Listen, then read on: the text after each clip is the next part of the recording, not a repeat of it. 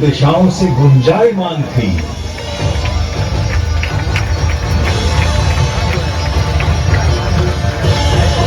मैं अक्षर हूँ, अनिर्देश्य हूँ, अव्यक्त हूँ, सर्वज्ञ हूँ, चिंतन से परे कूटस्थ हूँ, अचल हूँ, ध्रुव हूँ। मैं ही भूतों के भीतर स्थित आत्मा, उनका निजत्व, उनका अपनापन हूँ।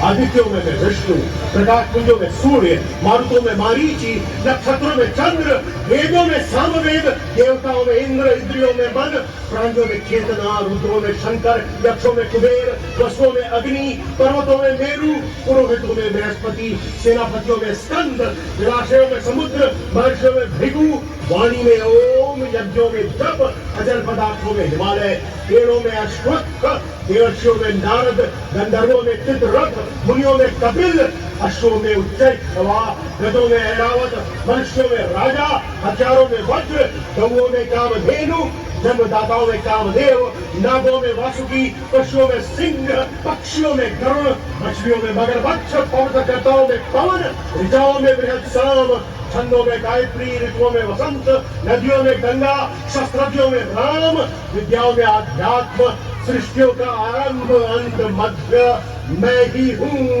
कभी समाप्त होने वाला काल भी मैं हूँ पार्थ, सबका हरण करने वाली मृत्यु मैं हूँ, भविष्य में होने वाले जन्मों का कारण ही मैं ही हूँ। मैं विश्व तो मुख हूँ, ये पूरा विश्व मेरा मुख है।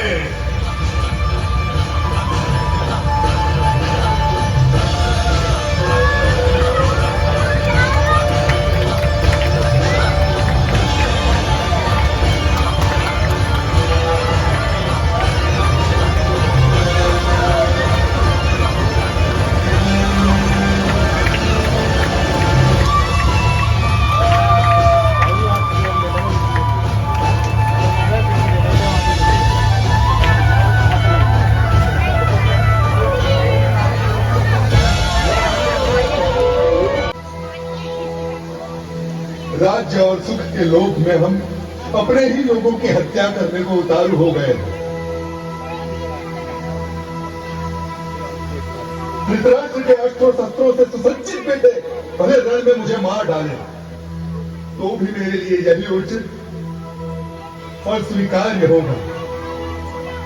अर्जुन की ये विषाद योग दशा देखकर उसके सारथी श्री कृष्ण कदापि चिंतित नहीं हुए, बल्कि उसकी बातें सुनकर ऋषिकेश कृष्ण कुछ हंस पड़े और अर्जुन से बोले,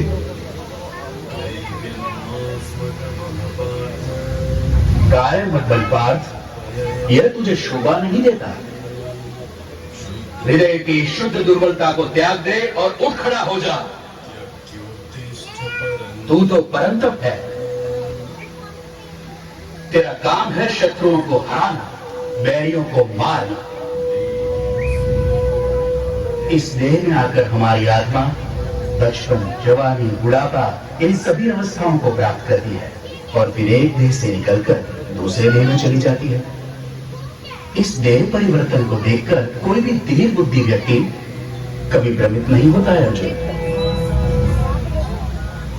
जैसे पुराने कपड़ों को उतारकर मनुष्य नए कपड़े पहन लेता है, उसी प्रकार आत्मा भी पुराने शरीर को त्याग कर नया शरीर धारण करती है। इस आत्मा को ना तो शस्त्र काट सकता है और ना आग इसे जला सकती है, ना इसे पानी भिगा सकता है और ना ही हवा उसे सुखा सकती है।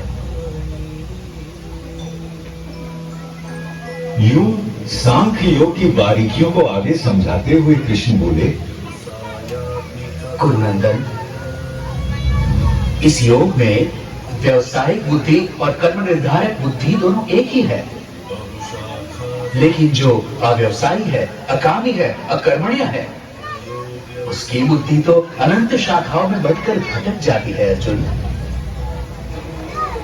और फिर देवकी नंदन श्री कृष्ण ने वो शब्द कहे जो आज तक हर भारतीय के मन मस्तिष्क में गुंजायमान रहते हैं। तेरा अधिकार केवल कर्म पर है, फल पर कभी नहीं। तू कर्म करते समय फल की इच्छा कभी मत कर और कर्म से कभी मुंह भी मत मोड़। काश कि मनुष्य ये बात हम पेड़ों से समझ लेते, जो सारे संसार को, मनुष्यों, पशु पक्षियों को निरंतर फल देते हैं, किंतु स्वयं उस फल के भोग के बारे में कभी नहीं सोचते। वरना तो सारे जंगल, सारे पेड़ पौधे, सारी वनस्पति